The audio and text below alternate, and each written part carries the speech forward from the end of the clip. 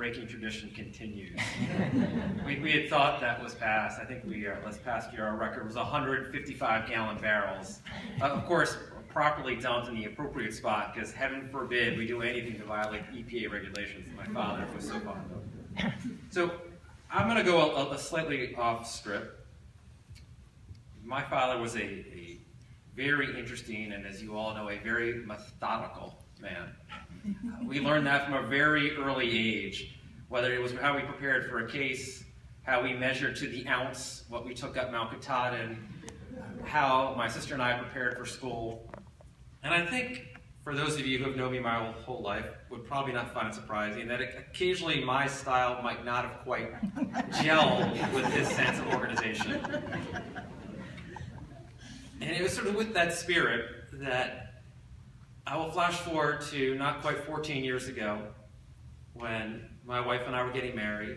We went down to Florida for a beautiful wedding, and it was the first time that many of my wife's family had been exposed to a bit of my father's humor, shall we say.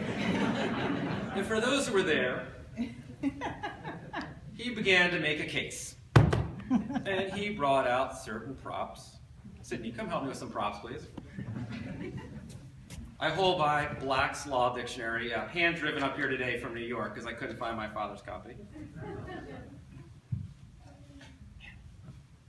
Henry, come help me a moment.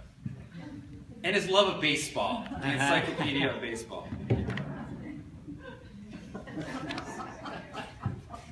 And not to mention, I'm going to take a little break here, so I guess I'll take a moment. He had an affinity for wine, no matter how long it had been sitting around the house, no matter how long. I actually think this was open last Thanksgiving, Uncle Bill. So he'd take out his little cup. Oh, yes, the best I've ever had. And while my poor Uncle Howard would cringe, knowing, God, that's terrible, what it was like, he had a sense of style that he would bring to life about him. His love of the law, his love of baseball, his love of his grandchildren. You guys can sit down. And all, that's okay, you can take the books with you. Just make sure we bring it back to the library later. He had a unique way of how he looked at life, how he embraced people. And so I know many of you here are budding mathematicians. I know my daughter for sure. So I'm going to read a few numbers, and I want you to sort of think through them and try to remember them. And we're going to come back to them. Oh, dear. So, and wait, have you legalized gambling in New Hampshire yet? I can't remember. No. Okay, all right. I was told, as a, so we're going to start with 1. We're then going to go to 2, 3, and 3, 6, 9, 14, 46, 12,267, 1,952, 1,953, 1,964, 1,965, 1,966. He was on a real roll then. 1,967, 1,970, 2,012. Now I want you to multiply all those numbers sequentially, and I'll get back to you on all what they mean. So I'm going to skip over 1 for a moment and go to 2. 2 was the number of times that my dad went before the Supreme Court of the United States. 3 was the number of World Series that he got to watch his beloved Red Sox win. And I vividly remember it was in the midst of a heated presidential campaign in 2004, and I was in Florida working for our candidate for president, and I was so nervous to watch that game that I called from my hotel room and conferenced in Abby and Dickie, and we all listened in the sort of the privacy and secrecy of our rooms because we were so sure it was not going to happen. And then when it actually happened, immediately erupted into tremendous joy. And I remember wandering down to the bar in the hotel, and there were literally hundreds of Red Sox fans who had all felt the same way. They were too scared to watch it in public, knowing we were being let down again. And it was just a tremendous experience. The second number 3 that brought such joy to his life were his 3 grandchildren. And then when each one came, he was happier than the next. And he truly was the Pied Piper, taking them not on 50-foot climbs along walks, but along 1,000-foot climbs above Mount Katahdin.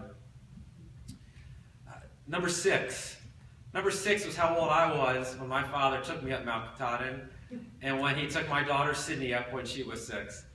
And to see him all those many years later, to repeat that journey with the equal just joy and abundance of caution, measuring everything to the ounce, but ensuring that everyone's proportion to weight was exactly fair. I'm not sure if my daughter agrees with the fairness of that, but it worked out. Number 9, to the greatest baseball player of all time, Ted Williams, who I remember my father talking about so many times and remembering his last at bat when he hit that great home run. Number 14, my generation of Red Sox player, Jim Rice, who we met as kids, and who, if we had not been brainwashed, we were then fully brainwashed forever into Red Sox Nation. 46, a little bit of a trick question for the lawyers in the room, is the number of Supreme Court justices that served during my father's life. 12,267 was the total number of Red Sox games, including playoffs and World Series, that I'm sure my dad listened to. And I have a little footnote here, and that is thanks to my research assistant, Emmett Zamor, who helped me on that information. 1,952 was actually 1952, the first time my dad climbed Mount Katahdin. In 1953, an equally exciting year for him when he watched Gene Stevens bat 3 hits in an inning for the Boston Red Sox, a feat not to be repeated again until a former Red Sox player named Johnny Damon did. 1964 was a big year in the Smith household. That was the Civil Rights Act of 1964, followed very quickly by the Voting Rights Act of 1965, followed with the Triple Crown getting married to my mom in 1966. And if there was a quadruple crown in baseball, of course it was 1967, the year I was born. There were a few dry years after that, including a move to Baltimore. But in 1970, my father's life was brightened by a daughter when my sister Abigail was born. There were many, many interesting years from 1970 to 2012. As my cousin David can recall, many of the antics of my father's youth were revisited upon us, and quite a few times we were caught in those antics. Somehow we made it through all those years, and in 2012, on the 60th anniversary of his first climbing of Mount Katahdin, he resummited it with all of us, the grandchildren, and new friends and family who are now part of our lives. What was always called, in his words, a climb, and my wife would always affectionately call it, truly it was a hike. We were able to redo it again. Now I asked you to come back to the first number, and the first number was 1. And 1 was because he was one of a kind. But not only one of a kind, but the number of people that he affected, that you could times that by so many, many, many people. But as I look around this room, from his generation, from my generation, of the children of his friends who he grew up with, who have become my dearest and closest friends, from so many of Liz's and my dear friends who have come from Washington and New York to be here on this special day, I'm reminded of how he, for so many years, pulled so many different people together in so many different ways. And what I want to end with is, as in the final days, as my dad was so sick and I was helping my mom go through papers and get organized, I stumbled across a file from his service in the United States Army. And much like my father, I forgot my glasses, so if I squint a little bit, I will squint. But I just wanted to read a little bit from an incident report in it was January of 1964, filed by the commanding officer of the 45th 100 Civil Affairs Company. And I won't read it all, but I think it is a nice way to end, to sort of show you the kind of man my father was even back then. So at 1650 hours on the 25th of May, 1968, Unit number 32 MP observed a man dressed in a fatigue uniform. The man did not have his cap on and was verbally advised by the MP to put his cap on, as otherwise he was out of uniform. At this the man told the MP that he was a civilian, was not under their jurisdiction.